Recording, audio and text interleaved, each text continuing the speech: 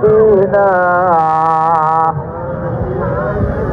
সকল প্রশংসা মহান আল্লাহ তাআলার দরবারে যে আল্লাহ রাব্বুল আলামিন আমাদেরকে একটা দোয়ার অনুষ্ঠানে এসে বসা তৌফিক দান করলেন। জুমার নামাজ পড়ার পরে আল্লাহ রাব্বুল আলামিন আমাদেরকে এক মজমায় বসে সকলে বলি আলহামদুলিল্লাহ। বিশ্ব নবীর প্রতি আমরা সকাল থেকে মহব্বতের সাথে দুরূদ পড়াই, সকলে বলি সাল্লাল্লাহু আলাইহি ওয়াসাল্লাম। সবাইকে চলে যাইতে হবে, তাই বলতে আয়াত, এই আয়াত পড়ে বোঝা যায় যে যেই ধর্মেরই হোক না কেন সকলেই জানে যে আমাকে একদিন মৃত্যুবরণ করতে হবে। সে ইহুদি খ্রিস্টান হোক হিন্দু হোক, সবাই জানে যে আমাকে মৃত্যুবরণ একদিন করতে হবেই, সবাই মারা যাবে।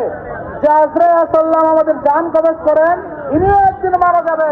আল্লাহ রাব্বুল আলামিন হযরত আজরাইল সাল্লামকে জিজ্ঞাসা করবেন, আজরাইল পৃথিবীর মধ্যে কে কে বাঁচা আছে? আর আজরাইল সাল্লাম বলবেন, আল্লাহ সবাই। করতে গিয়ে তিনি জনকল্যাণমূলক যে কাজগুলো করে গেছেন, রাস্তাঘাট নির্মাণ, ব্যক্তিগত অর্থ থেকে সহযোগিতা এবং ধর্মীয় কাজ সহ যত বহুবিধ কাজ করে গেছেন, যতদিন এগুলো থাকবে আল্লাহ রাব্বুল আলামিন কবরে বসে বসে তাকে সওয়াব দান